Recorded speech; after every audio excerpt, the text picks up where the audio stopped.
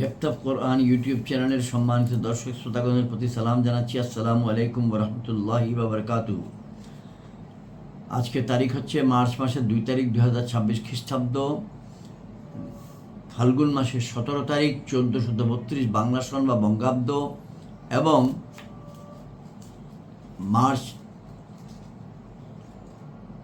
রমজানুল মোবারকের পবিত্র রমজানুল মোবারকের 12 তারিখ 1447 হিজরি। আজকে আমরা ডেপ্থ অফ কোরআন ইউটিউব চ্যানেলে ইনশাআল্লাহ বাংলা ভাষায় পর্বগুলির ধারাবাহিকতায় 189 পর্ব উপস্থাপন করব, এবং এই পর্বে আমরা পবিত্র কোরআনের 25তম সূরা আল ফুরকান এর 20 থেকে 44 নম্বর আয়াত তেলাওয়াত করব এবং এর অর্থ উপস্থাপন করব ইনশাআল্লাহ। আমরা সূরা আল ফুরকানের তেলাওয়াত এবং আলোচনা শুরু হয়েছিল 187 নম্বর পর্ব থেকে, এবং সেই পর্বে আমরা সূচনা বক্তব্যে এর শানে নজুল বলেছি এবং এর মৌলিক আলোচ্য বিষয়গুলো বলেছি। সেজন্য এই পর্বে আর সেটা রিপিট করছি না। আগামী পর্বে আবার আল্লাহ যদি দয়া করেন ইনশাআল্লাহ সেটা কয়েকটা অংশ রিপিট করব। আমরা যে কিতাব থেকে তেলাওয়াত করি সেই কিতাবটি হলো, এবং বাংলা অর্থ বলি সেটা হলো আলা হযরত ইমাম মোহাম্মদ আহমদ রেজা খান বেরলভী রহমতুল্লাহি আলাইহি।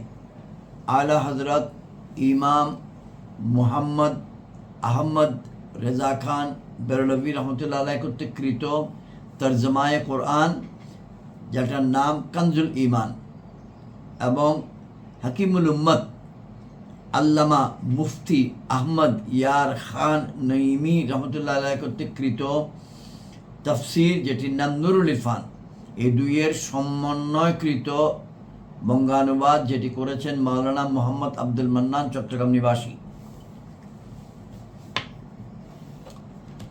মাঝে মধ্যে আমরা প্রয়োজনে আরেকটি কিতাব থেকে আপনাদেরকে পড়ে শোনাই বা কনসাল্ট করার পর আপনাদেরকে বলি। সেটার নাম হচ্ছে এক নজরে কোরআন, যেটি লিখেছেন বা সংকলন করেছেন ডক্টর মিজানুর রহমান আজহারি মহোদয়।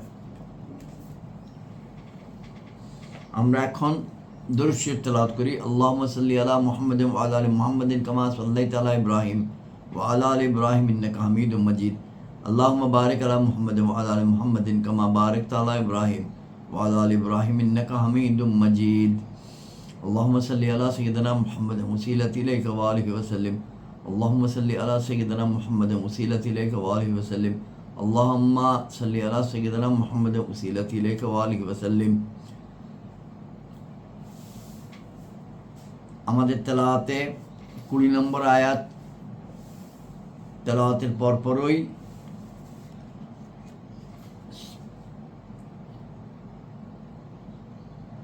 18তম পারা শেষ হবে এবং 19তম পারা শুরু হবে।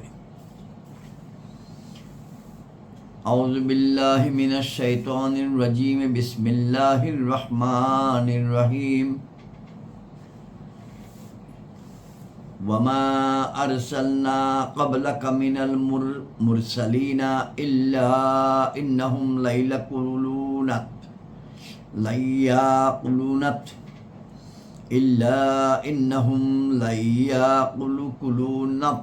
তাআমা ওয়া ইয়ামশুনা ফিল আসওয়াক ওয়াজআলনা বা'দাকুম লিবা'দিন ফিতনাহ আতাসবিরুন ওয়া কানা রাব্বুকা বাসীরা।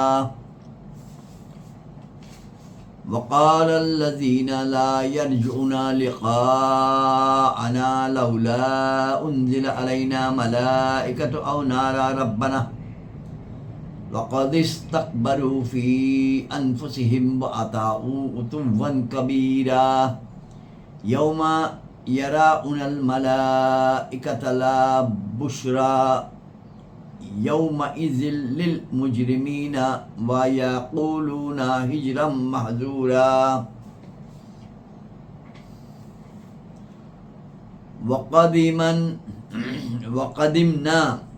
وقدمنا إلى ما عملوا من عمل فجعلناه هباء منثورا أصحاب الجنة يومئذ خير مستقرا وأحسن مقيلا ويوم تشقق السماء بالغمام ونزل الملائكة تنزيلا الملك يومئذ الحق للرحمن وكان يوما على الكافرين أسيرا ويوم يعد الظالم على يديه يقول يا ليتني اتخذت مع الرسول سبيلا يا ليتني لم أتخذ فلانا خليلا لقد أضلني عن الذكر بعد إذ جاءني وكان الشيطان للإنسان خذولا وقال الرسول يا ربي إن قوم اتخذوا هذا القرآن مهجورا وقال الرسول يا ربي إن قوم اتخذوا هذا القرآن مهجورا وكذلك جعلنا لكل نبي عدوا من المجرمين وكفى بربك هاديا ونصيرا وقال الذين كفروا لولا نزل عليه القرآن جملة واحدة كذلك لنثبت به فؤادك ورتلناه ترتيلا وعلى يأتونك بمثل إلا جئنك بالحق وأحسن تفسيرا الذين يحشرون على وجوههم إلى جهنم أولئك شر مكانا وأضل سبيلا ولقد آتينا موسى الكتاب وجعلنا معه أخاه هارون وزيرا وقلنا اذهبا إلى القوم الذين كذبوا بآياتنا فدمرناهم تدميرا وقوم نوح لما كذبوا الرسل أغرقناهم وجعلناهم للناس آية وآتدنا للظالمين عذابا أليما وعادا وثمودا وأصحاب الرس وقرونا بين ذلك كثيرا وكلا ضربناه له الأمثال وكلا تبرنا تتبيرا ولقد آتوا على القرية التي أمطرت مطر السوء أفلم يكونوا يرونها بل كانوا لا يرجعون نشورا وإذا رأوك إن يتخذونك إلا هجوا هذا الذي بعث الله رسولا إن كدا لا يضلون عن آلهتنا لولا أن صبرنا عليها وسوف يعلمون حين يرون العذاب من أضل سبيلا أرأيت من اتخذ إلهه هواه أفأنت تكون عليه وكيلا أم تحسب أن أكثرهم يسمعون أو يقيلون إن هم إلا كالأنعام بل هم أضل سبيلا صدق الله المولانا العظيم وصدق رسوله النبي الكريم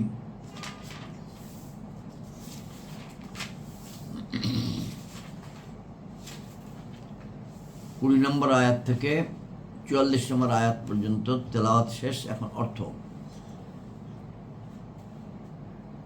সূরা আল ফুরকান 20 নম্বর আয়াত। এবং আমি আপনার পূর্বে যত রসুল প্রেরণ করেছি সবাই তো এমনই ছিল, আহার করত, হাট বাজারে চলাফেরা করত, এবং আমি তোমাদের মধ্যে একে অপরের জন্য পরীক্ষারূপে করেছি, পরীক্ষা স্বরূপ করেছি। আর হে মানবকুল, তোমরা কি ধৈর্য ধারণ করবে? এবং হে মাহবুব, আপনার রব দেখছেন। ইতিপূর্বে আমরা যে পর্বটা শেষ করেছিলাম 188 নম্বর পর্ব, সেখানে আমরা আলোচনা করেছি, তেলাওয়াত করেছি। মানুষ পয়গম্বর নবী সাল্লাল্লাহু আলাইহি ওয়াসাল্লামকে বিশ্বাস করতেছিল না, বিদ্রুপ করতেছিল, বলতেছিল উনি যদি পয়গম্বরই হয় উনি আমাদের মতো চলাফেরা করে কেন, হাট বাজারে যায় কেন, খাওয়া দাওয়া করে কেন, ইত্যাদি আমরা এগুলো তেলাওয়াত করে এসেছি। তো সেটার উত্তরে আল্লাহ রাব্বুল আলামিন 20 নম্বর আয়াতে বলছেন, যা এখন তেলাওয়াত করলাম। এখানে একটি টিকা, অনেকগুলো টিকার মধ্যে কয়েকটা গুরুত্বপূর্ণ টিকা আমরা পড়ে শোনাবো। 38 নম্বর টিকা, পেজ 956। এই আয়াত যেটা নাজিল হলো, যে 20 নম্বর, এই আয়াত আবু জাহাল, ওয়ালিদ ইবনে উকবা, আস ইবনে ওয়াইহিল এবং নজর ইবনে হারিস প্রমুখ কুরাইশ নেতৃবৃন্দের সম্পর্কে অবতীর্ণ হয়েছে, যারা হযরত বিলাল রাদিয়াল্লাহু আনহু, আবু যর গিফারি রাদিয়াল্লাহু আনহু, আম্মার ইবনে ইয়াসির রাদিয়াল্লাহু আনহু প্রমুখ গরিব সাহাবীদেরকে দেখে বলেছিল, কোট, আমরা যদি ঈমান আনি তবে এসব গরিব লোক আমাদের থেকে উত্তম হয়ে যাবে, কেননা এরা আমাদের পূর্বে ঈমান এনেছে, অথবা আমরা এদের মতো হয়ে যাব, আনকোট। এইসব সম্মানিত শ্রদ্ধাভাজন হযরত যেন ওইসব হতভাগার জন্য পরীক্ষা হয়ে গিয়েছিলেন। এই আয়াতের শান নজুল প্রসঙ্গে আরও বিভিন্ন অভিমত রয়েছে, সেগুলো অন্যান্য তাফসিরে আছে। আয়াত 21, এবং তারা বলল, যারা আমার সাক্ষাতের আশা রাখে না,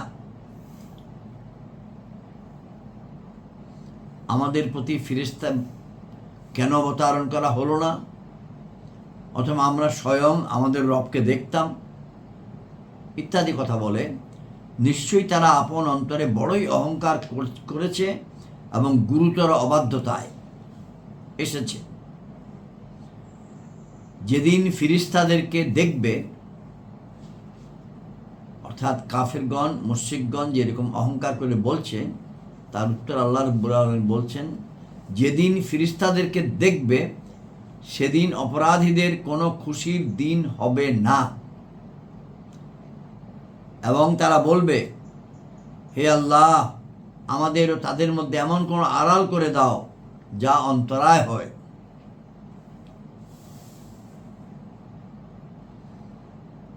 আয়াত 23, এবং যা কিছু তারা কাজ করছিল আমি ইচ্ছা করে, তারা বলতে কাফিরগণ, এখানে টিকা 46 আছে, সেটা পড়ে শোনাবো, এবং 47, এবং যা কিছু তারা কাজ করছিল আমি ইচ্ছা করে সেগুলোকে ক্ষুদ্র ক্ষুদ্র ধূলিকণার বিক্ষিপ্ত অণুপরমাণু করে দিয়েছি, যা ভেন্টিলেটরের মধ্য দিয়ে পতিত আলোক রশ্মিতে দৃষ্টিগোচর হয়।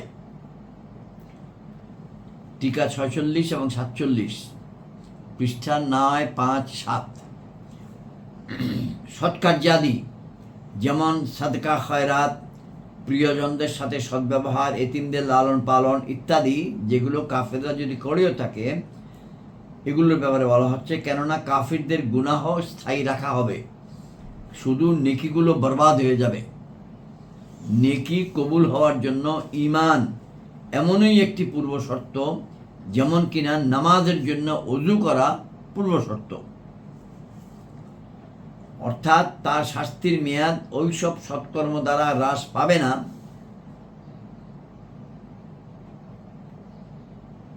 কিন্তু কোনো কোনো কাফিরের কোনো কোনো নেকির কারণে আযাব হালকা অবশ্যই হবে।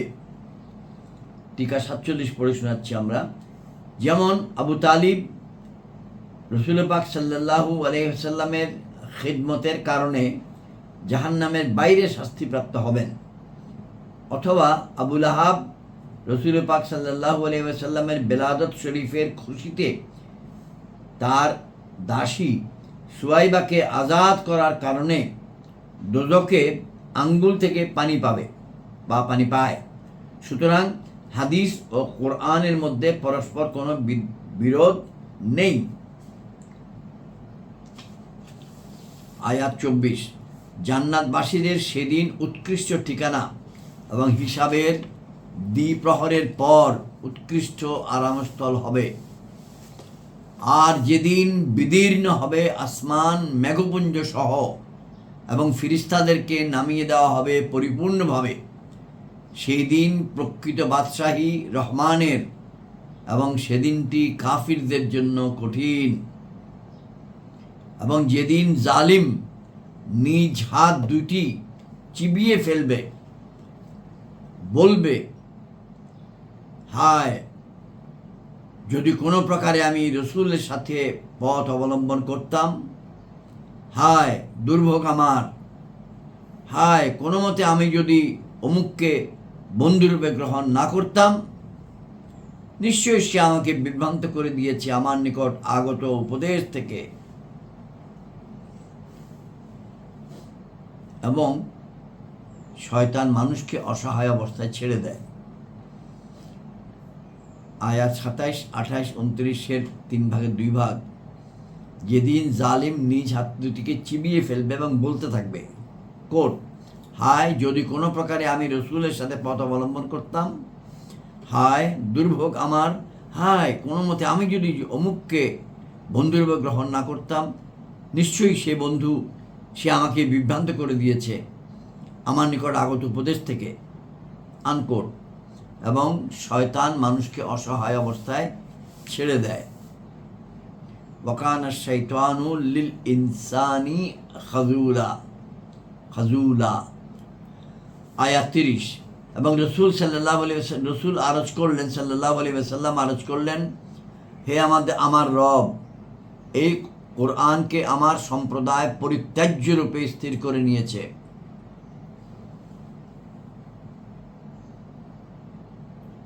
আর 31 নম্বর আয়াত, আর এভাবে আমি প্রত্যেক নবীর জন্য শত্রু করে দিয়েছিলাম অপরাধী লোকদেরকে, এবং আপনার রব যথেষ্ট হিদায়াত করা ও সাহায্য দানের জন্য। এখানে 3টি টিকা 57, 58, 59 পৃষ্ঠা 9, 5, 9, 959। অর্থাৎ কেউ কেউ সেটাকে কোরআনকে কেউ কেউ সেটাকে জাদুমন্ত্র বলেছে, কেউ বলছে গণনা শাস্ত্র, কেউ বলেছে কাব্যগ্রন্থ।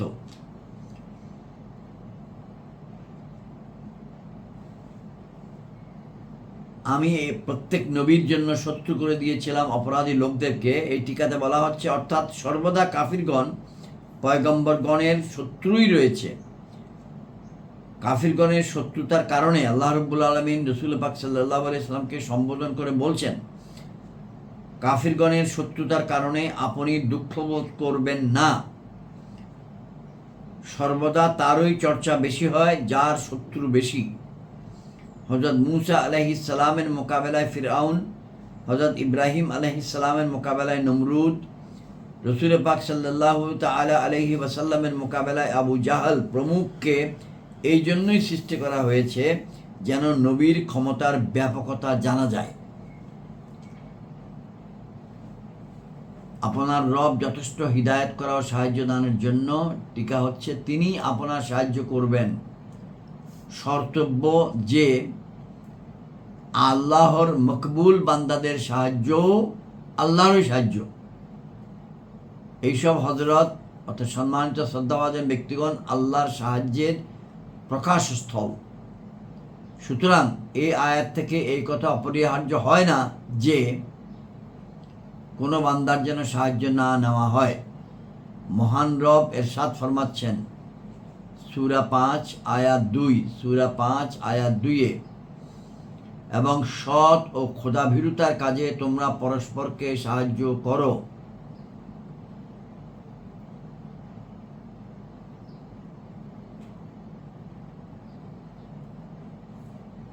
আয়াত 33-এর বাংলা অনুবাদ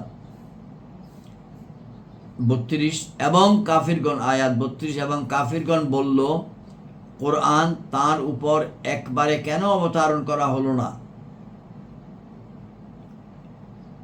আল্লাহ রাব্বুল আলামিন উত্তরে বলে দিচ্ছেন আয়াত 32-এই, আমি এইভাবে ক্রমশ সেটা অবতীর্ণ করেছি এই জন্য যে তা দ্বারা আপনার হৃদয়কে মজবুত করব, এবং আমি সেটাকে থেমে থেমে পাঠ করেছি।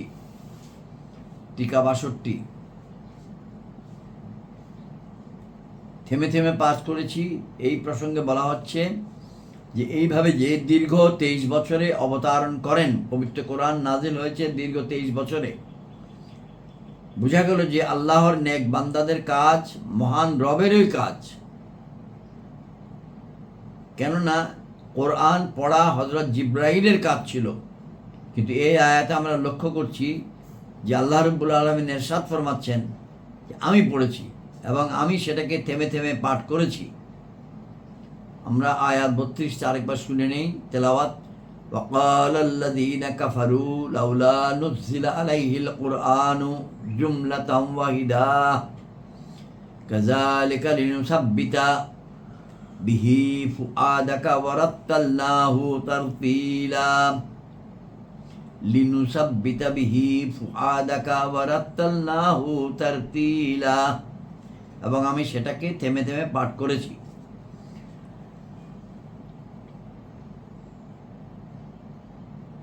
এতে ইঙ্গিতে বান্দাদেরকে হিদায়ত করা হয়েছে যেন কোরআনুল করিম থেমে থেমে পাঠ করে। মহান রব ইরশাদ ফরমাচ্ছেন ওয়ারাত্তিলিল কুরআনা তারতিলা, এবং কোরআনকে থেমে থেমে যথাযথভাবে পাঠ করো। সুতরাং সমগ্র কোরআনকে একদিনে এমন তাড়াতাড়ি পড়িও না যেন শুধু, উদাহরণস্বরূপ দুটি শব্দ বলা হচ্ছে, যেন শুধু তাআলামুনা বা ইয়ালামুনা এই দুটি শব্দ ছাড়া আর কিছুই বোঝা না যায়, এমন তাড়াতাড়ি করে পড়িও না। আয়াত 33। এবং তারা, আল্লাহ রাব্বুল আলামিন বলছেন, এবং তারা কোনো উপমা আপনার নিকট আনবে না, কিন্তু আমি সত্য ও তার চেয়ে উত্তম বিবরণ নিয়ে আসব। ওইসব লোক যাদেরকে মুখের উপর ভর করে জাহান্নামের দিকে হাঁকিয়ে নিয়ে যাওয়া হবে, তাদের ঠিকানা সর্বাপেক্ষা নিকৃষ্ট এবং তারা হচ্ছে সর্বাধিক পথভ্রষ্ট। আর এই পর্যন্ত বলার পরে আল্লাহ রাব্বুল আলামিন আবার উপমাতে ইতিহাসের এক অংশতে চলে গেছেন। আল্লাহ রাব্বুল আলামিন নাজিল করছেন আয়াত 35। আর আমি নিশ্চয়ই আমি মূসাকে কিতাব দান করেছি এবং তার ভাই হারুনকে উজির করেছি। ওয়ালাকাদ আতাইনা মূসাল কিতাবা ওয়া জাআলনা মাআহু আখাহু হারুনা ওয়াজিরা। অতঃপর আমি বলেছি তোমরা দুইজন, অর্থাৎ মূসা আলাইহিস সালাম এবং হারুন আলাইহিস সালামকে আল্লাহ রাব্বুল আলামিন বলেছিলেন, অতঃপর আমি বলেছি তোমরা দুইজন যাও ওই সম্প্রদায়ের প্রতি যারা আমার নিদর্শনগুলোকে অস্বীকার করেছে, অতঃপর আমি তাদেরকে বিধ্বস্ত করে ধ্বংস করে দিয়েছি।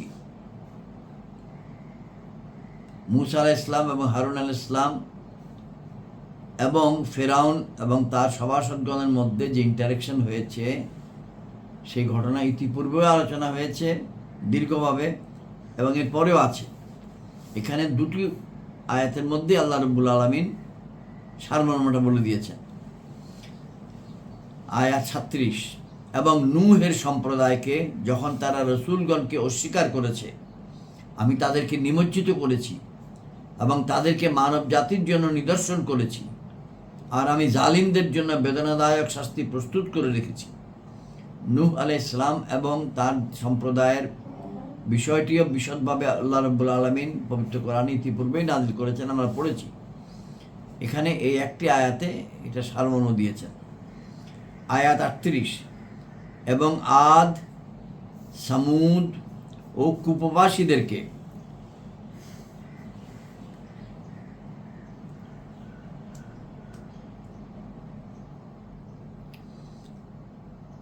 এবং তাদের মধ্যবর্তীকালে বহু সম্প্রদায় রয়েছে।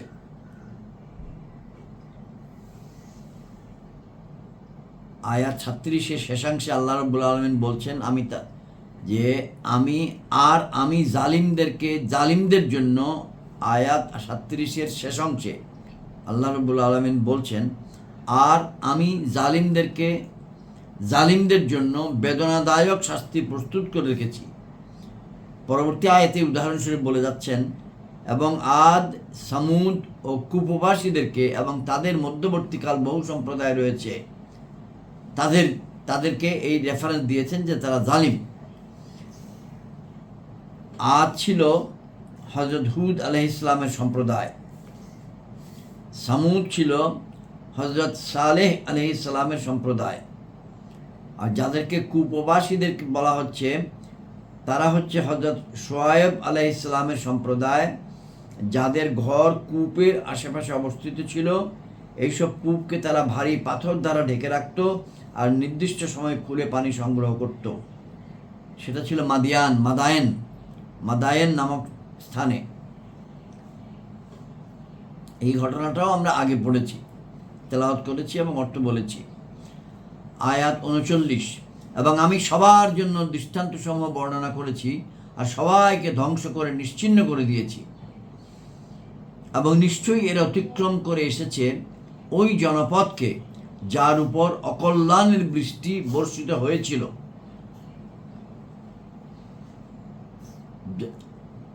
অর্থাৎ হযরত লূত আলাইহিস সালামের সম্প্রদায়ের বস্তি, যেগুলোর উপর পাথর বর্ষিত হয়েছে এবং সেগুলিকে উল্টিয়ে দেওয়া হয়েছে। আরববাসীরা ব্যবসার জন্য সিরিয়া যাতায়াত করত, প্রতিমধ্যে এই ওলটপালটকৃত ধ্বংসপ্রাপ্ত বস্তিগুলো দেখতে পেত। এবং নিশ্চয়ই এর অতিক্রম করে এসেছে ওই জনপদকে যার উপর অকল্যাণের বৃষ্টি বর্ষিত হয়েছিল। তবে কি তারা সেটা দেখত না? বরং তাদের মধ্যে জীবিত হয়ে ওঠার আশাই ছিল না। এবং যখন তারা আপনাকে দেখে, তারা আপনাকে কেবল ঠাট্টা বিদ্রূপের পাত্ররূপে গণ্য করে।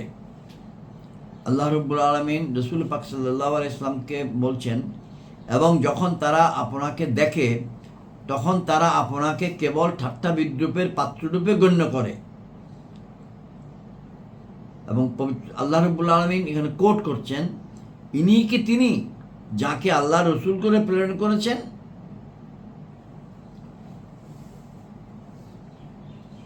এটাকে বিদ্রূপ করে বলা, অর্থাৎ ইনি কি তিনি যাকে রসুল বলা হচ্ছে, যার নিকট না পার্থিব জাকজমক রয়েছে, না ধন সম্পদ রয়েছে।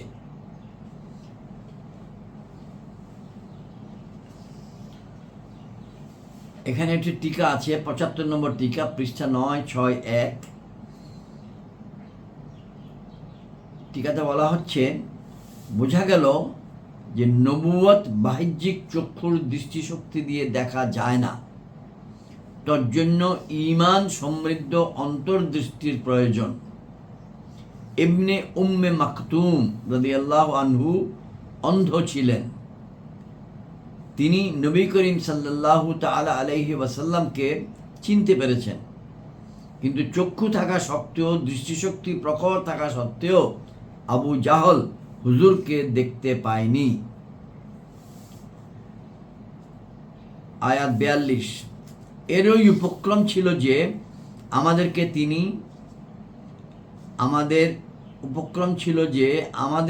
তিনি আমাদের উপাস্যগুলো থেকে দূরে সরিয়ে দিতেন যদি আমরা সেগুলোর উপর অটল না থাকতাম। এবং তারা এখন জানতে চায় যেদিন শাস্তি দেখবে কে পথভ্রষ্ট ছিল। আয়াত 43, আপনি কি তাকে দেখেছেন যে স্বীয় কামনা বাসনাকেই আপন খোদায় স্থির করে নিয়েছে? তবুও কি আপনি তার রক্ষণাবেক্ষণের দায়িত্ব নেবেন? অথবা এই কথা মনে করছেন যে তাদের মধ্যে অনেকে কিছু শুনে কিংবা বুঝে? তারা তো নয়, কিন্তু যেমন চতুষ্পদ পশু, উদাহরণ, তারা তো চতুষ্পদ পশুর মতোই, বরং সেগুলোর চেয়েও অধিক নিকৃষ্ট পথভ্রষ্ট। আয়াত 44 এবং আজকের এই পর্বের আলোচনা শেষ। আসসালামু আলাইকুম ওয়া রাহমাতুল্লাহি ওয়া বারাকাতুহু।